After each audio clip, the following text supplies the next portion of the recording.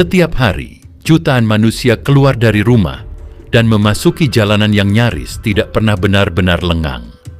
Bus dipenuhi penumpang, becak menyusup di antara kendaraan, manusia berjalan di sela-sela kemacetan, sementara suara mesin dan klakson terus bersahutan dari pagi hingga malam.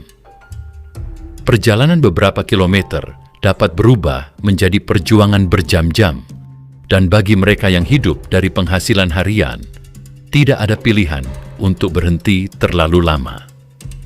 Semua orang harus terus bergerak, meski jalanan semakin sesak dan ruang untuk hidup semakin sempit. Lalu, kota seperti apa yang mampu menampung jutaan manusia dalam kondisi seperti ini setiap harinya?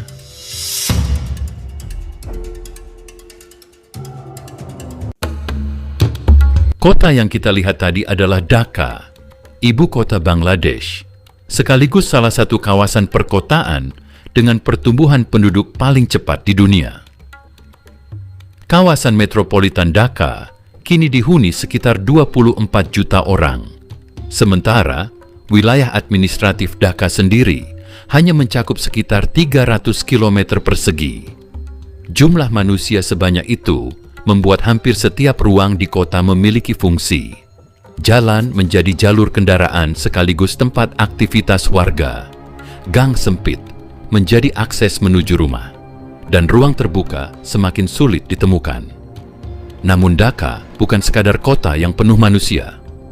Kota ini merupakan pusat pemerintahan, perdagangan, industri, pendidikan, dan terutama industri pakaian yang menjadi salah satu kekuatan ekonomi Bangladesh.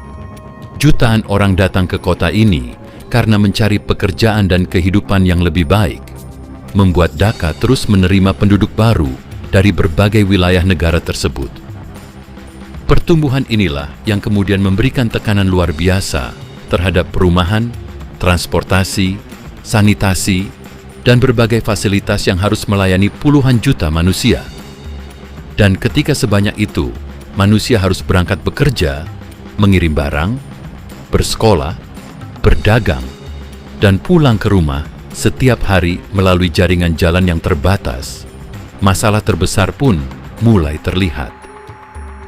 Bukan bagaimana mereka tinggal di kota ini, tetapi bagaimana jutaan orang bisa bergerak di dalamnya tanpa terjebak berjam-jam di jalan. Di Dhaka, kemacetan bukan sekadar gangguan yang muncul pada jam tertentu. Bagi jutaan penduduknya, antrean kendaraan telah menjadi bagian dari rutinitas sehari-hari. Jalan-jalan utama dipenuhi bus, mobil, sepeda motor, riksya, kendaraan barang, dan pejalan kaki yang semuanya harus berbagi ruang yang sama. Hingga pada waktu tertentu, kendaraan hanya mampu bergerak perlahan di antara lautan manusia. Akibatnya, perjalanan yang seharusnya singkat dapat berubah menjadi berjam-jam. Sebuah penelitian tentang kemacetan di Dhaka menemukan bahwa rata-rata pengguna jalan dapat kehilangan sekitar 1 jam waktu kerja setiap hari akibat keterlambatan perjalanan. Jika dikumpulkan dari jutaan perjalanan, waktu yang terbuang itu berubah menjadi jutaan jam produktif yang hilang setiap harinya. Kerugiannya pun bukan kecil. Berbagai kajian memperkirakan kemacetan Dhaka menimbulkan kerugian ekonomi hingga miliaran dolar setiap tahun. Akibat waktu yang terbuang, bahan bakar yang terpakai sia-sia, keterlambatan distribusi, dan menurunnya produktivitas. Bahkan pemerintah Bangladesh pernah memperkirakan sekitar 3,2 juta jam kerja hilang setiap hari karena kemacetan di kota ini. Tetapi, angka-angka itu hanyalah gambaran dari apa yang sebenarnya dialami manusia di jalan. Mereka yang terjebak berjam-jam harus menghadapi panas, asap kendaraan, kebisingan, kelelahan, dan tekanan karena waktu terus berjalan sementara kendaraan hampir tidak bergerak. Dan di tengah kemacetan seperti ini, ada sekelompok orang yang justru tidak punya pilihan untuk menunggu karena mereka mencari nafkah dengan cara mengayuh kendaraan yang digerakkan oleh tenaga tubuh mereka sendiri. Di antara lautan kendaraan Dhaka, riksha atau becak menjadi salah satu pemandangan yang paling mudah ditemukan. Kendaraan sederhana dengan dua roda ini masih digunakan masyarakat untuk menempuh jalan-jalan kota yang padat, terutama ketika kendaraan lain kesulitan bergerak. Namun, di balik setiap perjalanan, ada seorang pengemudi yang harus mengandalkan kekuatan tubuhnya sendiri untuk membawa penumpang melewati jalanan yang penuh sesak. Bagi para pengemudi riksha, setiap hari dimulai dengan satu tujuan sederhana: mendapatkan cukup penghasilan untuk dibawa pulang.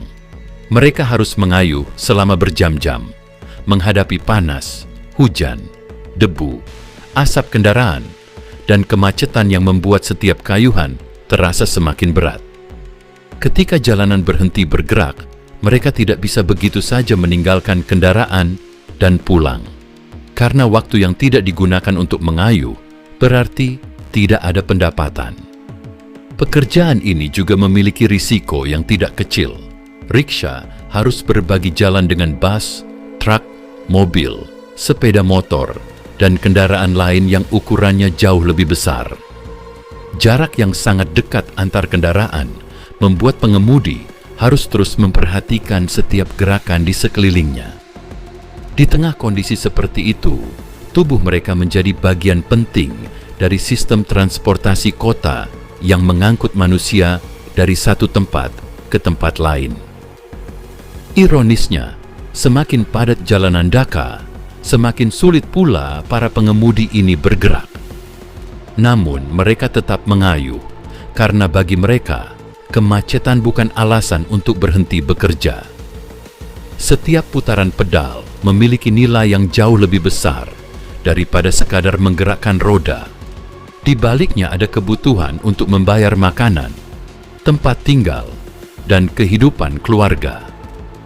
Dan ketika riksha hanya mampu membawa beberapa orang dalam satu perjalanan, jutaan penduduk Dhaka membutuhkan kendaraan yang jauh lebih besar untuk membawa mereka bersama-sama. Jika riksha menjadi salah satu kendaraan yang mampu menyelip di antara kemacetan, bus membawa persoalan yang jauh lebih besar. Bagaimana mengangkut begitu banyak manusia dalam waktu yang sama? Setiap hari, halte dan pinggir jalan dipenuhi warga yang menunggu kendaraan berikutnya. Ketika bus datang, puluhan bahkan lebih banyak penumpang berusaha masuk ke dalam ruang yang sudah penuh, sementara sebagian lainnya harus menunggu kendaraan berikutnya. Di dalam bus, ruang pribadi hampir tidak lagi menjadi sesuatu yang bisa diandalkan. Penumpang berdiri berdesakan, saling berhimpitan, dan harus bertahan selama perjalanan yang bisa berlangsung jauh lebih lama akibat kemacetan. Bagi pekerja, pelajar, pedagang, dan masyarakat berpenghasilan rendah, kondisi seperti ini bukan perjalanan khusus yang hanya terjadi sesekali.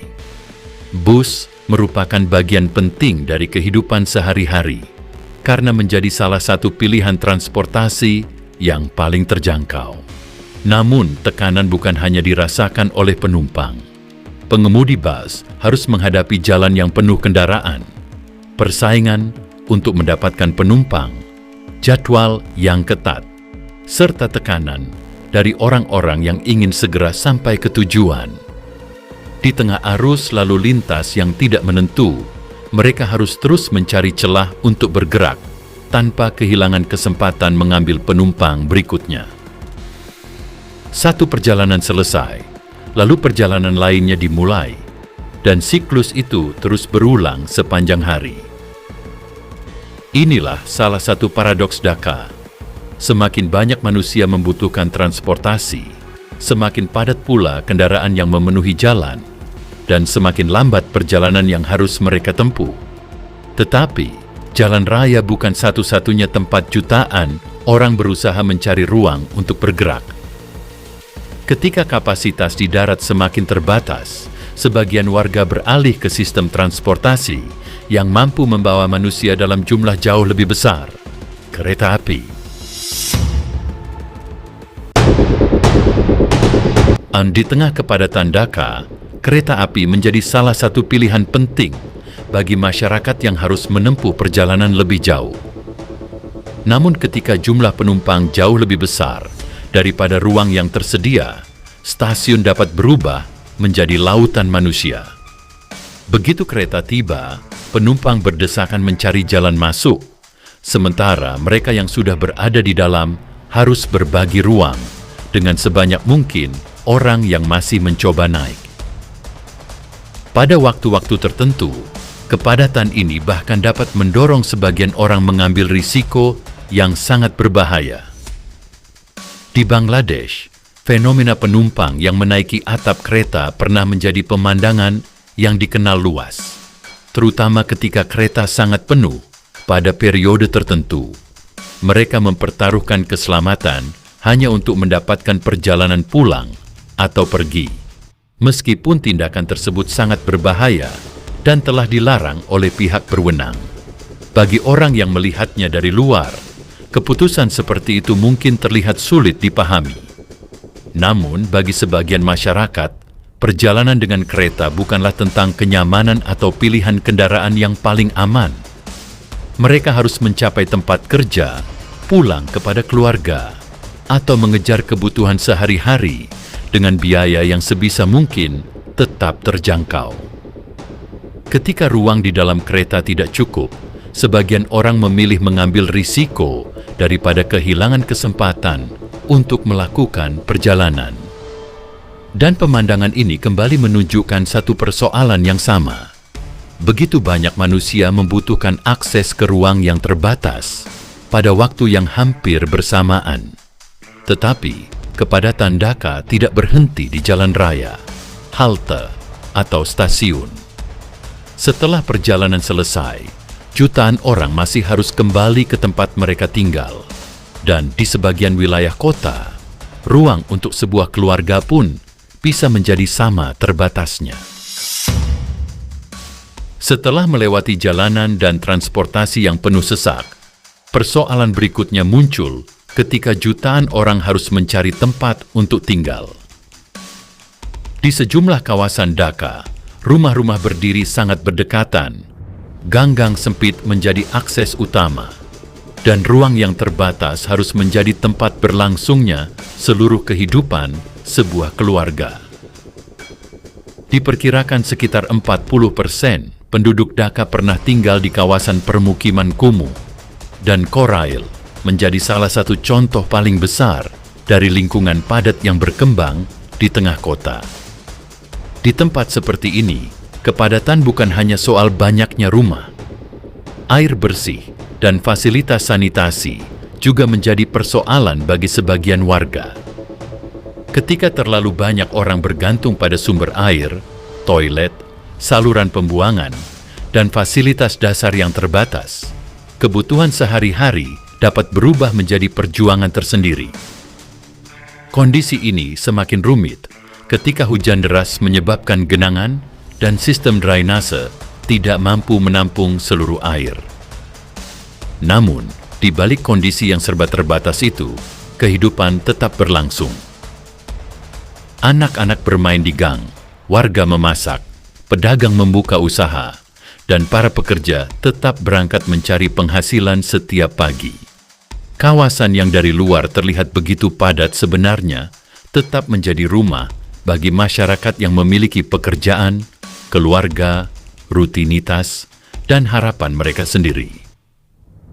Kepadatan seperti ini menunjukkan bahwa masalah Dhaka bukan sekadar tentang berapa banyak manusia yang tinggal di dalamnya, tetapi tentang bagaimana kebutuhan dasar jutaan orang harus dipenuhi dalam ruang yang sangat terbatas.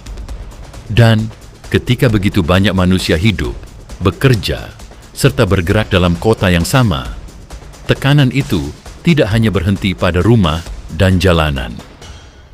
Kota ini juga harus menanggung sesuatu yang tidak bisa dihindari oleh siapapun: udara yang mereka hirup setiap hari.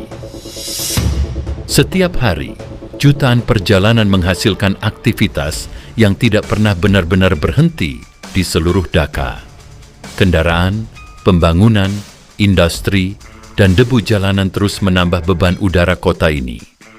Pada 2025, rata-rata tingkat PM2,5 di Dhaka mencapai sekitar 68 mikrogram per meter kubik, lebih dari 13 kali batas tahunan yang direkomendasikan Organisasi Kesehatan Dunia.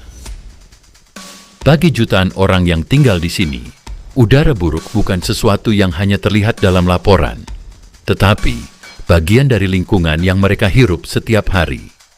Dan yang memenuhi kota bukan hanya polusi udara. Suara klakson, mesin bas, kendaraan berat, aktivitas perdagangan, dan pembangunan membuat sejumlah kawasan Dhaka hampir tidak pernah benar-benar sunyi.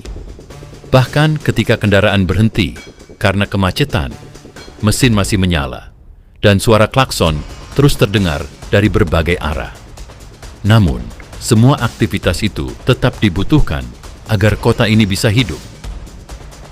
Orang harus bekerja, barang harus dikirim, pabrik harus berproduksi, dan jutaan perjalanan harus terus dilakukan setiap hari. Dhaka seolah berada dalam lingkaran yang sulit diputus. Semakin banyak manusia yang harus dilayani, semakin besar aktivitas yang dibutuhkan, dan semakin besar pula tekanan terhadap kota.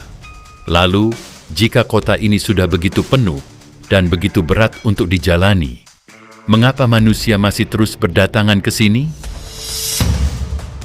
Setiap tahun, Dhaka terus menerima manusia dari berbagai wilayah Bangladesh karena kota ini menawarkan sesuatu yang sangat dibutuhkan, pekerjaan. Industri pakaian menjadi salah satu penggerak terbesarnya. Pada 2025, ekspor pakaian jadi Bangladesh mencapai sekitar 38,8 miliar dolar, dan jutaan orang bergantung pada industri ini secara langsung maupun tidak langsung. Bagi banyak pendatang, kepadatan dan kemacetan adalah harga yang harus dibayar untuk mendapatkan penghasilan dan kehidupan yang lebih baik. Namun sebagian orang datang bukan hanya karena mengejar peluang. Bangladesh sangat rentan terhadap banjir, siklon, erosi sungai, dan kenaikan permukaan laut. World Bank memperkirakan sekitar 13,3 juta orang dapat menjadi migran internal akibat dampak perubahan iklim dalam 30 tahun mendatang. Ketika rumah, lahan, atau mata pencaharian semakin sulit dipertahankan, kota seperti Dhaka menjadi salah satu tempat yang dituju untuk memulai kembali kehidupan. Akibatnya, muncul sebuah paradoks yang sulit diputus. Dhaka sudah begitu padat, tetapi tetap dibutuhkan oleh semakin banyak manusia. Kota ini membutuhkan pekerja untuk menggerakkan ekonominya, sementara para pekerja membutuhkan kota ini untuk mendapatkan penghasilan. Selama peluang ekonomi masih menarik manusia datang, jalanan akan terus dipenuhi kendaraan, rumah akan terus bertambah, dan jutaan orang akan terus bergerak. Hingga akhirnya, ketika malam tiba, kota yang sejak pagi dipenuhi manusia mulai memasuki bagian lain dari siklusnya. Jutaan orang kembali pulang, tetapi Dhaka sendiri masih belum benar-benar berhenti.